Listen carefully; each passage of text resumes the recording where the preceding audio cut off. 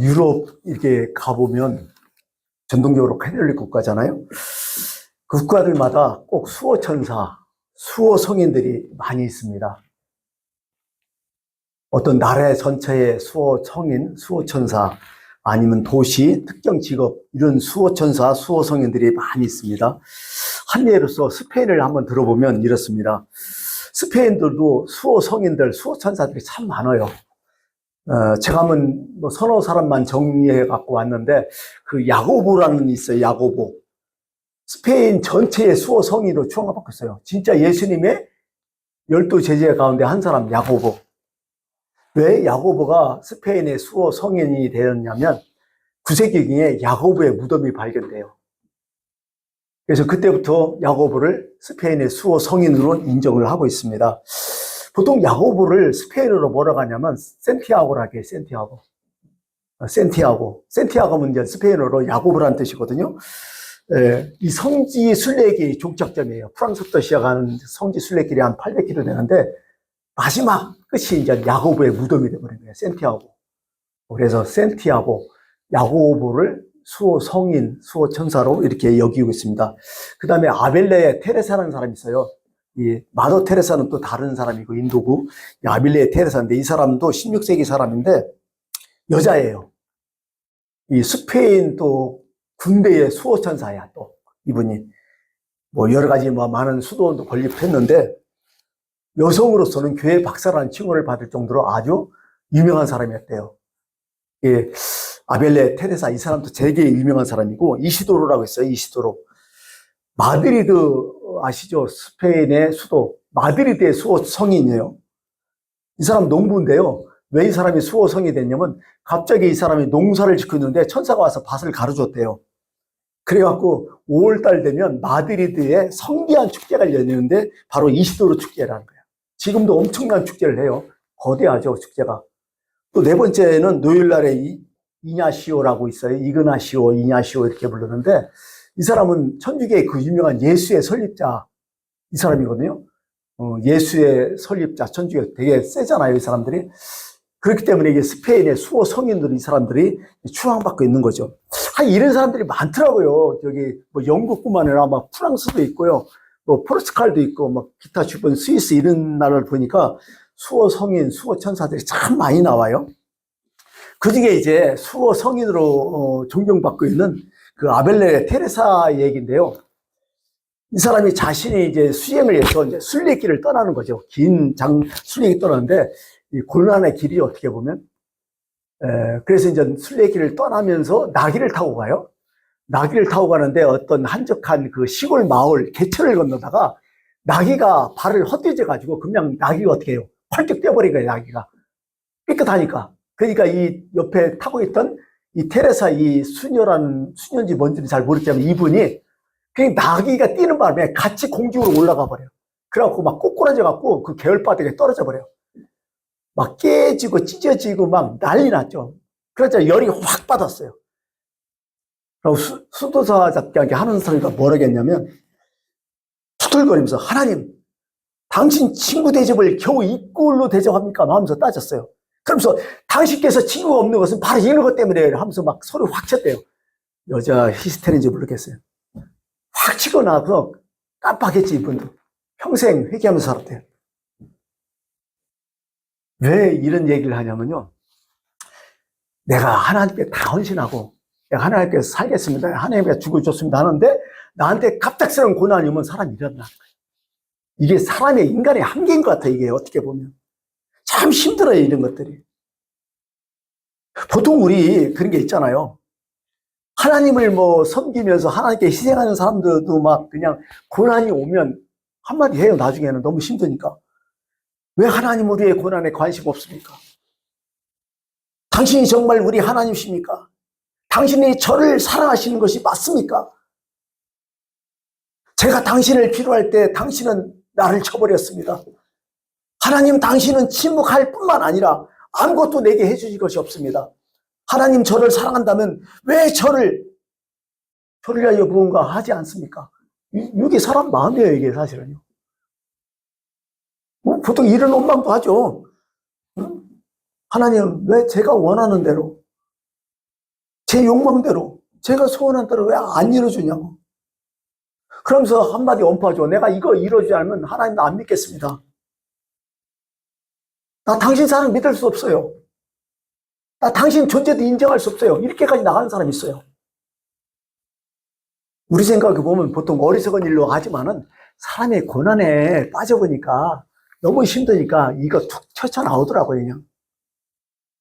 이게 인간의 나약함이 아니겠어요? 참 인간 너무 약해요. 보면 뭔가 된 것 같아도 실질적으로 어떤 문제가 탁 터지면 진짜 거기서 확 꺾여버려요. 이게 나였나 이런 생각을 해요. 우리는 평생 신앙생활을 어떻게 하고 있어요? 제가 이제 오늘 제목을 사건과 사건화로 이렇게 만들어 놨는데 좀 어려워요. 사실은 사건과 사건화 이렇게 해놓고. 그래서 이제 제가 한번 쉽게 한번 설명해 드릴게요. 사건이라는 것은 뭐예요? 이게 팩트예요, 이거. 진짜 일어났어요, 이거. 이거 정말 눈에 보고 귀에 듣고 내가 본 거예요. 이게 팩트거든요. 근데요, 생각해요. 이 사건을 사건화하려면 어떻게 돼요? 내가 그걸 받아들여야 사건화가 되는 거예요. 요즘 중동 전쟁이 일어났잖아요. 뭐 이런 전쟁 저런 전쟁. 우리는 사실 저기 우크라이나 전쟁이 일어났을 때는 어떻게 생각했어요? 먼 나라니까 신경도 안 썼는데 중동 전쟁하니까 석유가 딱 느낌이 오잖아요. 벌써 기름값 팍팍 뛰고 뭐 물값 팍팍 오르고. 그러니까 이게 사건이요. 그 팩트거든. 근데 그것을 나의 사건으로 인정하지 않을 때 내가 아무 관계 없어. 근데 뭐예요? 그걸 내 걸로 딱 인정할 때 사건화가 되는 거야. 지금 우리는 거의 사건화가 됐어요. 왜? 기름값 때문에. 세상에 엄청난 역사들이 많아요. 우리나라뿐만 아니라 외국 역사에 엄청난 역사들이 많은데 그 역사, 그건 팩트거든요. 사건이거든요. 근데 그것을 나의 것으로 소화하지 않으면 사건화가 안 되는 거예요. 이게. 바로 이런 관계죠. 이런 관계예요. 전쟁이 탁 터졌어도 내 관계가 있으면 내 거가 되는 거예요. 근데 나하고 관계 없으면 소용없어요. 아무리 우리 집에 불이 났어도 그건 뭐 우리 집 아니야. 이렇게 하면 사건화가 안 되는 거예요. 근데 조그마한 일이라도 어떤 사고 질병이라도 이건 내 거다. 나의 관계에 있다. 그렇게 되면 사건화가 이루어지는 거죠. 신앙이 바로 이런 거예요. 어떤 사건이 팩트가 딱 일어났어요. 그것을 사건화시키야 그게 신앙이거든요. 다시 말해서 2000년 전 예수님이 돌아가셨어. 팩트야. 사고야. 사건이야 이건. 근데 그것을 어떻게 해요? 나의 일로, 나를 위한 일로, 나를 위해서 나의 희생했다는 일로 사건화가 되는 게 바로 신앙이에요. 그게 믿음이고요, 이게. 그게 세상은 이렇게 돌아갈 수밖에 없는 거죠. 그러니까 사도 바울이 딱 그런 얘기를 해요. 디모데전서 1장 15절에 믿보다 모든 사람이 받을 만한 이 말이요. 그리스도 예수께서 죄인을 구원하시고 세상에 임하셨다. 이게 사건이거든요. 그러면서 그 다음이 뭐예요? 그렇다면 내가 죄인 중에 나는 괴수다. 이렇게 사건화 확 시켜버리잖아요. 이게 신앙이라고요. 주식 요즘 많이 사죠. 뭐 5천, 6천 포인트 가는데. 여러분, 주식 오른 건 사건이야. 근데 사건화하는 건 뭐야? 주식 산 사람이야. 그죠? 내가 주식이 없는데 뭐 거기서 사건화를 뭘 해? 그냥 신경도 안 쓰지. 오르는지 말든지. 이게 그렇다니까, 이게 신앙이라는 게. 그래서 어떻게 보면 하나님께서 이 세상을 구원하셔서 예수님 오셨다. 사건이지만 그걸 내가 사건화시키는 것이 바로 우리의 신앙이라는 거죠. 근데 내가 사건화시키는 그 자체가 뭐냐? 사건화시킬 수 있는 능력이 뭐냐? 그게 은혜라고 성경은 또 얘기해요. 내가 아니라는 거예요, 이게 또. 그래서 이제 그런 얘기죠. 그래서 너희는 그 은혜로 인하여 믿음으로 말미암아 구원을 얻었다고 얘기해요. 근데 이것은 너희에게 난 것이 아니라 이것은 하나님의 선물이라고 사도 바울도 이렇게 딱 인정을 하는 거죠. 여러분, 모든 사람들이, 세상 사람들이 보통 하나님에 대한 인식이 참 다양하잖아요, 다들. 어떤 사람은 하나님이 안 계시다는 얘기 많이 하죠. 하나님 왜 계시냐? 또 믿는 사람 중에서는 하나님께서 나를 사랑하시지 않는 것 같다고 느껴지고, 어떤 사람은 하나님이 나 이 죄를 용서하지 않는 거예요. 막 이렇게 느껴지는 사람, 다양해요, 사람들이. 어떤 사람들은 뭐 조금만 있어도 하나님 나한테 복을 주셨다, 은혜 주셨다, 막 느낌이 왔고 막 난리를 치는 사람 있지만은, 어떤 사람은 복을 쏘아줘서도 이게 내 능력이라고 생각하는 거죠. 이게 다 뭐예요? 사건과 사건의 관계성이 있다는 거죠. 문제는 뭐냐면, 성경에서 가장 문제는 뭐냐면, 하나님의 은혜를 내가 모른다는 게 가장 문제였다는 거예요. 모든 게 그런 것 같아요. 내가 안만큼 그 은혜를 받아들이는데, 어떻게 보면 내가 안다는 것은 은혜예요, 진짜 이게. 아는 만큼 믿게 돼 있어요, 사실은. 이게 은혜라고, 이게. 엄청난 은혜예요. 그러니까 어떻게 보면 예수 그리스도를 안다는 자체는 은혜예요, 이게. 다른 사람이 예수 그리스도를 전혀 모르는데 난 느낌이 오니까 그게 은혜라는 거예요. 이게 사건이 이루어진 거죠. 근데 그것을 나의 사건으로 받을 때 그때 복이 임하는 거예요. 예.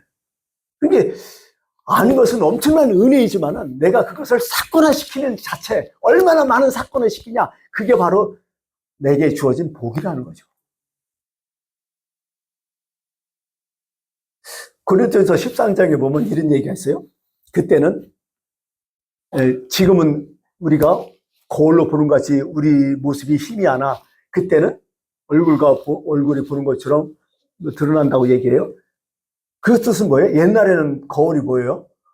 동골 구리였잖아요. 이렇게 잘 안 보여, 얼굴보다고. 요즘처럼 기가 막힌 거울 없었잖아요. 그러니까 내 얼굴 봐도요, 이게 이미지만 좀 보이지 제대로 안 보이는 거야.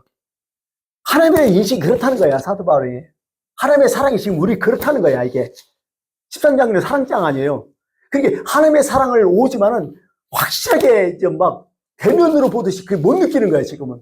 그러니까 거울이 보듯이 희밋하게 보이지만은 그러나 그때는 대면과 얼굴 거울이 대면을 본다. 그때는 확실한다. 사실 우리는 그런 것 같아요. 우리가 지금 하나님을 믿지만은 사실 동굴 보는 식으로 그렇게 믿는 거야. 어떤 사람 좀 더 잘 보이고 못 보이고 그렇겠죠. 동굴을 또 닦아내면 더 잘 보이고 뭐 그랬겠죠. 그런 것들이죠. 그래서 어떻게 보면 신앙생활 하면서 저도 지금까지 그랬지만은 예수를 믿으면 믿을수록 하나님에서 너무 모른다는 생각을 많이 가져요. 아니, 저뿐만 아니라 뭐 신앙생활 하는 사람뿐만 아니라 어떤 물론 전문가, 어떤 박사, 뭐 천문학이라든지 어떤 물리학 박사들도 항상 그런 얘기예요. 내가 공부하면 공부할수록 왜 이렇게 모르는 게 너무 많냐고. 왜 이렇게 무식하냐고. 나 그렇게 얘기하는 사람이 다 많아요, 텔레비에 나와서. 아, 이렇게 무식할 수가 없었다고. 성경이 우리에게 지적하는 그런 거예요. 우리가 몰라도 너무 모른다는 거예요. 무지하다는 거예요. 예수님께서 늘 하는 얘기지만은 예수님을 따랐다는 민중들이 엄청 났잖아요. 오병이어 하니까 막 5,000명 모이고 막 뭐하면 막 구름대처럼 모인다잖아요. 그 막 뭐 그렇게 많지 않았던 예루살렘이었지만은 뭐 수만 명씩 모였다고 얘기하잖아요. 거의 뭐 그 도시가 떠들썩했던 거죠, 다들. 그래서 예수님을 지지하잖아요. 최고의 피크는 어디요? 호산나 다윗의 찬송하리다. 다윗의 왕이요, 막 다윗의 자손이 하면서 막 왕으로 추대할 때 그때는 뭐 민중들 난리 났었잖아요. 막 무슨 나라가 뒤집어진 것처럼 난리 났잖아요. 막 예수님 추종하고 난리 났잖아요. 근데 어느 순간에 군중들이 어떻게 해요? 팍 깔아지죠. 언제요? 예수님 십자가 형을 다할 때 십자가를 못 박혀라고 십자가를 죽이라고 막 군중들이 불고 났잖아요. 아, 예수님을 이렇게 추대했던 사람이 어느 순간에 뭐예요? 십자가 못 박으라고 난리 났잖아. 대제사장들의 선동위에서. 이게 이 사람이라고, 이게. 그래서 예수님께서 첫 번째 십자가에서 하는 말씀이 뭐예요? 첫 번째 기도가 뭐였어요? 아버지여, 저들을 용서해 주옵소서. 자기들이 하는 것을 알지 못한다고. 이게 예수님의 마음이었어요, 이게. 그러니까 어떻게 보면 우리의 모습일지도 모르겠다는 그런 생각을 번쩍 했는 거죠. 그들이 모르기 때문입니다. 용서해달라고. 저들이 그렇게 큰 죄를 짓고 있는데, 저들이 나를 모르는데, 아버지, 저들을 용서해달라고. 그런 기도를 했던 거죠. 아까도 얘기했지만은, 정말 우리가 믿는 만큼 은혜되고요. 내가 아는 만큼 참 은혜되고, 내가 믿는 만큼 복이 돼요. 가장 불행한 사람, 가장 행복한 사람 누구예요, 도대체? 그건 간단해요. 뭐, 가졌다, 있다. 그건 두 번째 문제고, 내가 가장 불행하다고 지금 생각하는 사람이 가장 불행한 사람이야. 근데 가진 거, 뭐, 이거 필요 없고, 내가 지금 가장 행복하다고 여기는 사람, 그게 가장 행복한 사람 아니야? 그 맞는 얘기잖아요. 그러니까 어떻게 보면 하나님의 사랑, 그 은혜가 내게 가장 충만하고 가장 많다고 느끼는 사람이 신앙생활 제일 잘하고, 그 사람 제일 행복한 사람이죠. 신앙은 그런 것 같아요. 첫 번째 알아야 돼요. 뭘 알아야 돼? 하나님의 사랑을 알아야 돼, 능력. 그 다음에 두 번째는 내가 믿어야 돼요. 이건 뭐예요, 그럼? 사건과 사건이에요, 결국. 사건이잖아요. 안다는 것은 팩트잖아. 그리고 사건화 시키는 것은 내가 믿는 거. 그거 아니에요?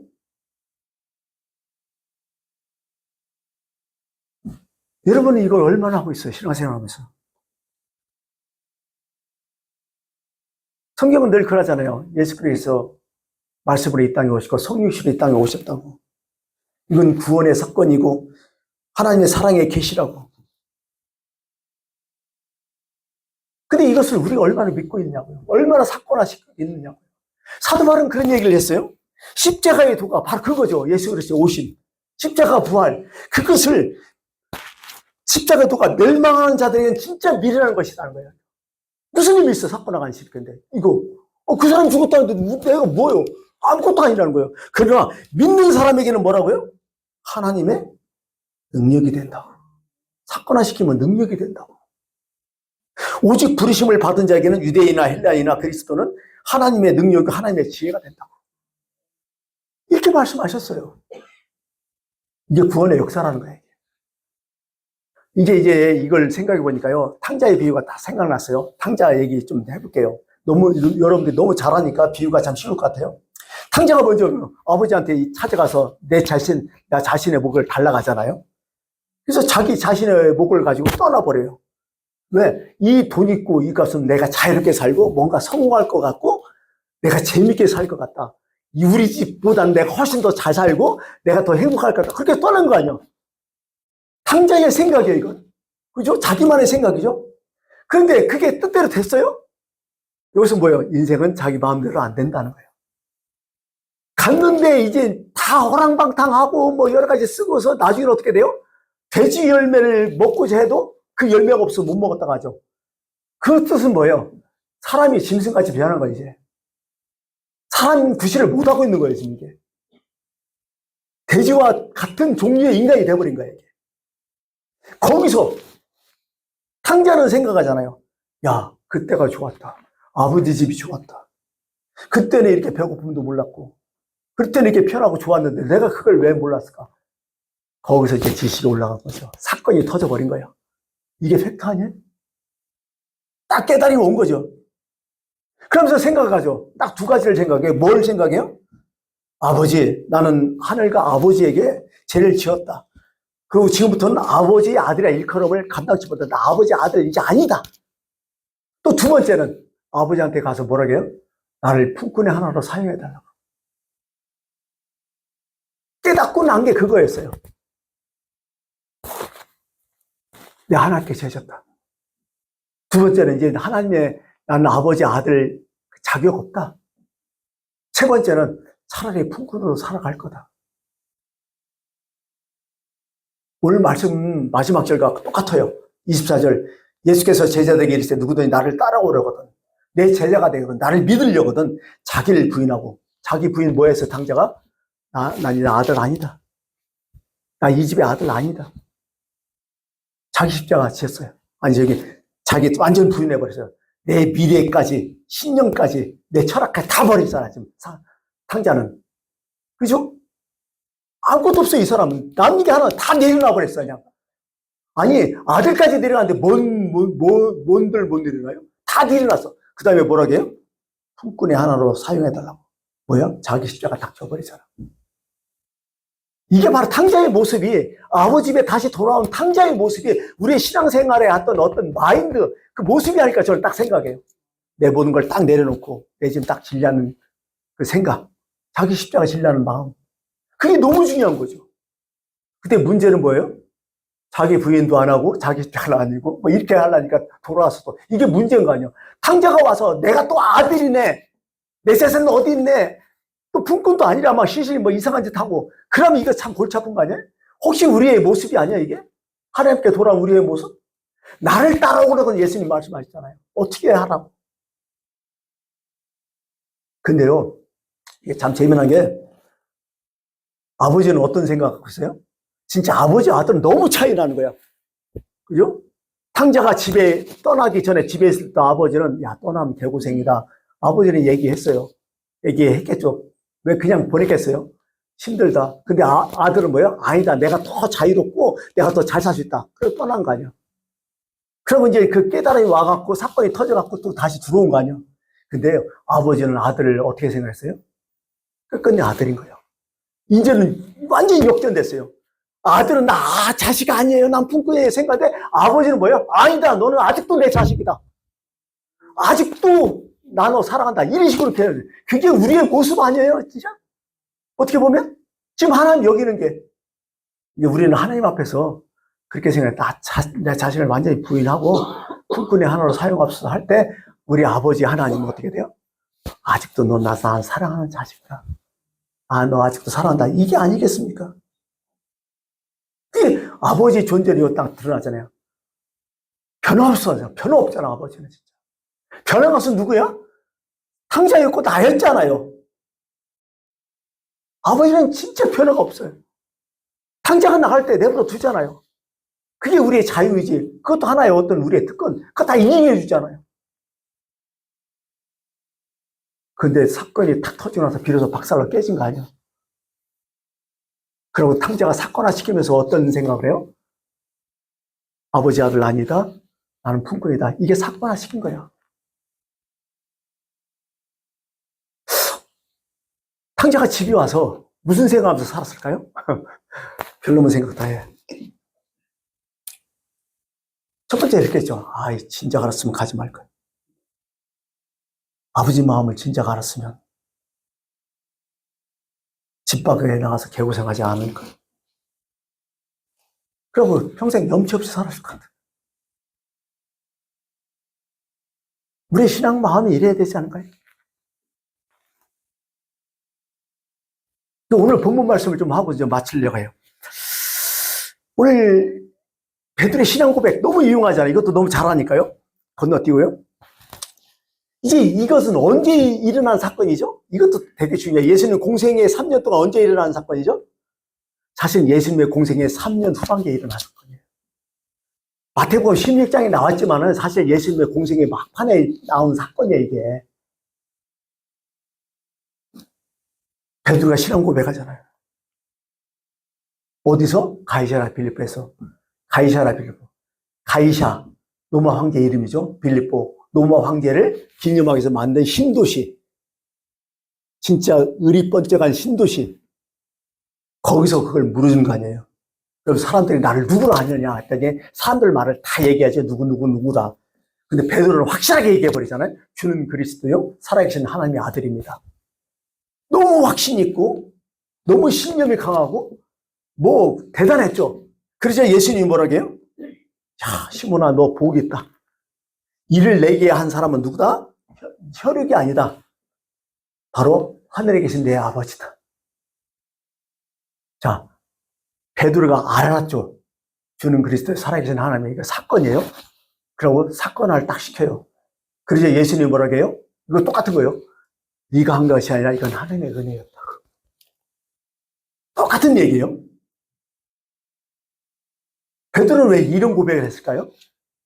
왜 주는 그리스도가 하나님의 아들입니다. 왜 이런 고백을 했을까요? 물론 하나님이 그렇게 만들어 주셨지만은 베드로도 체험이 많잖아요. 예수님이 했던 말씀을 다 기억하겠어요? 지난 3년 동안 예수님께 여러 가지 기적들, 막 사람 살리는 것들, 때로는 오병이어 막 바다 위를 걸고 자기도 바다 위를 걷던 사건들, 뭐 이런저런 얘기 막 그리 했죠. 오병이어가 아마 피크했을 것 같아요. 그래, 이거다. 이렇게 해야지. 바로 이거다. 대단했을 것 같아요. 예수 그리스도를 지식으로 알죠. 자, 알았죠. 예수님을. 확신했죠. 바로 저분이 메시아구나. 저분이 하나님의 아들이구나. 사건을 확 시켜버렸죠. 그래서 이런 고백 확 나온 거 아니에요? 우리도 그렇잖아요. 사건을 시켜야 고백 나오는 거 아니에요? 내일로 딱 시키니까. 사건은 팩트예요. 이 고백도 사건은 팩트예요. 예수님 칭찬했잖아요. 너 복이 있다고. 이게 잘못된 거 아니죠, 베드로의 고백. 맞죠? 근데요, 제가 오늘 생각해 보니까 베드로가 사건화 시켰는데 어떻게 사건화 시켰냐가 더 문제인 거예요, 이게. 우리는 무조건 다 사건화 시키면 다 되는 줄 알았는데 베드로의 사건화가 불행했다는 거죠. 왜? 이것은 뭐예요? 자기 중심적인 고백이었어요. 그 사건화가. 자기 목적에 신앙 고백했다는 거야, 내가 보니까. 맞죠? 지금까지 뭐 예수님께서 뭐 제자들 희생하라, 죽어라, 뭐 이런 거 하나도 없어. 제자들 고생 하나도 없어, 지금까지 3년 동안. 본 것이 막 입이 떡떡 벌어지게 하고, 와, 이렇게만 하고. 그러니 베드로의 신앙 고백은 어때요? 주는 그리스도 하나님의 하나님이 아들이 할 때 그것은 어떤 고백이세요? 아, 이분이면 내가 출세하구나. 내가 이분이면 이렇게 고백하면 내가 얻는 게 많겠다. 이런 고백했다는 거죠. 베드로의 신앙 고백 팩트예요. 거짓 아니에요. 근데 사건화 시켰어요. 근데 문제는 뭐예요? 잘못된 사건화가 있었다는 거야. 하나님이 원하시는 신앙 고백이 아니었다는 거야. 했지만은 뭔가 부족했다는 거야.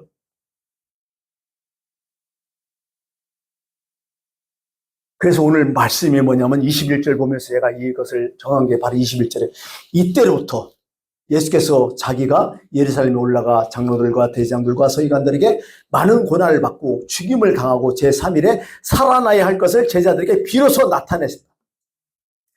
여기서 핵심 포인트는 뭔지 아세요? 이때로부터 비로소예요. 이때로부터 헬라어를 찾아보니까 여기서 시작하다 엘사토, 여기서 출발하다. 두 번째 이때로부터 헬라어 아포토테, 신앙 고백을 한 바로 그 시간부터라는 뜻이에요. 이건 뭐예요? 예수님께서 어떤 자신의 어떤 사건화를 정증해 주는 시간인 거예요. 베드로가 신앙 고백했지만 베드로의 속마음을 이미 알았어. 예수님이 이거 갖고 안 된다. 베드로가 신앙 고백하자 두 가지 줬죠. 천국의 열쇠를 딱 줬죠. 두 번째, 너희 믿음의 교회를 세우겠다 하죠. 근데 베드로의 신앙 고백에 뭔가 허점이 있는 걸 아시고 예수님께서 말씀하신 거죠. 많은 고난을 받고 죽임을 당한다. 베드로에게 했던 얘기는 뭐예요? 결국 하나님의 영광을 보고 내가 만왕의 왕이 되고 내가 구세주의 이 땅에 온 것은 어떤 것을 통과해야 된다? 먼저 십자가를 통과해야 된다. 이런 뜻으로 해석을 해야 돼요. 근데 베드로는 이걸 개무시해버렸잖아요. 이러면 안 된다고. 예수님은 다 알고 있었어요. 하나님 나라에 들어가려면 고난을 짊어져야 된다는 거. 십자가를 견뎌야 된다는 거. 베드로는 이걸 강무시했어요. 베드로가 사건화를 시켰지만은 이걸 무시한 사건화를 베드로는 시켰다는 거죠. 오늘 우리도 신앙이 그렇지 않아요? 예수 믿으면 고난받을 예수 믿어요? 그렇게 믿는 사람 하나도 없을걸요? 다들 어떻게 예수 믿으면 복 받으려고, 만사 형통하려고, 잘 되려고 예수 믿는 거 아니에요? 그러면 베드로 고백뿐이 안 된다는 거예요. 예수님은. 진짜 예수를 믿으려면 자기 부인, 자기 십자가 있어야 된다는 거예요. 그게 십자가라는 거예요. 예수님 이걸 다 하셨어요. 그래서 오늘 예수님께서 말씀하신 것은 고난의 당위성과 고난의 필요성을 얘기하는 거예요. 당연히 고난 받아야 된다. 마땅히 받아야 된다. 누구든지 자기 목숨을 구원하자면 잃을 것이요. 누구든지 나와 복음을 위하여 자기 목숨을 잃으면 구원하리라. 죽어야 산다. 살기 위해서 너는 지금 죽어야 된다. 이런 얘기예요. 빌립보서라든지 로마서 8장 정도 보면 빌립보서 1장 29절에 너희가 그리스도께서 너에게 생명을 주신 것은 고난도 같이 받게 하려 하시니라 이런 말씀이 있어요. 고난도 같이 받아야 된다. 당연하다. 하늘의 미랄 얘기도 그거 아니에요? 하늘의 미랄이 썩어서 없어지고 죽어져만 많은 열매를 맺는다. 그런 얘기 다 하시는 거죠. 그리고 고난의 필요성을 얘기하는 거죠. 그 고난의 필요성의 첫째 우리가 했잖아요. 엠마로 간 두 제자들한테 얘기하잖아요. 미련하고 선지자들이 말한 모든 것을 마음에 더디 믿는 자들이요. 왜 고난을 생각하지 않고 너희들 실망하고 그냥 가냐 이런 얘기죠. 지금 베드로는 그런 생각 좀 하고 있어요. 그러니까 자기는 어떤 자기 중심의 어떤 신앙 고백하고서 이 얘기를 들으니까 예수님에 대해서 어떻게 가겠어요? 따지죠. 요 항변하지 20절 예수를 붙들고 항변하여 막 대들었다는 얘기죠. 주여 그리 마옵소서 이 일은 주께서 미치지 아니하리다. 막 오히려 후수들잖아 예수님. 뭐 무슨 소리냐고. 그래서 예수님이 거절하니 사탄아 내 뒤로 물러가라고. 너는 나를 넘어지게 하는 자라고. 베드로의 생각에는 어떤 고정관념이 있죠. 자기는 이미 성경에 대한 지식이 있다고 생각했어요. 그 예수님의 가진 능력, 힘 다 알고 있고 그 다음에 게다가 우리의 자신의 충성도, 헌신도 있잖아요. 근데 왜 죽어, 예수님이? 이 베드로의 생각이었단 말이죠. 그런데 예수님은 이거 아니다.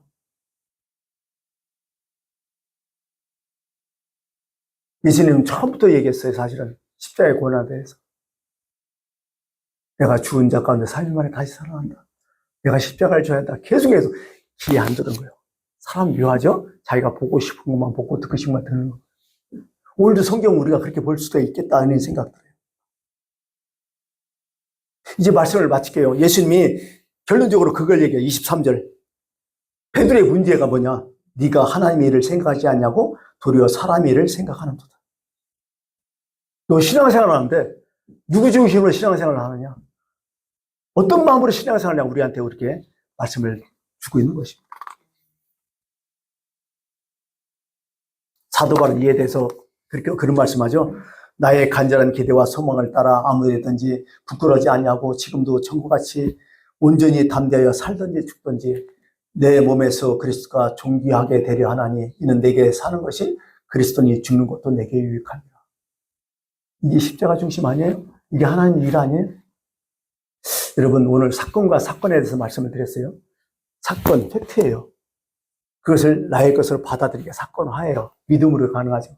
근데 그 사건화가 올바른 사건화가 돼야지 나의 중심, 나를 위한, 나의 목적을 위한 신앙 고백이 되면 안 된다는 거예요. 혹시 우리가 그렇게 신앙생활을 지금도 하고 있다면 우리는 예수 그리스도를 다시 한번 생각해야 돼요. 성경을 다시 한번 읽어봐야 돼요. 여러분, 예수 믿으면 천국 가요. 팩트예요. 그러나 천국 가기 위해서는 반드시 십자가를 거쳐야 되는 거 기억하시기 바랍니다. 기도하겠습니다. 아버지 하나님,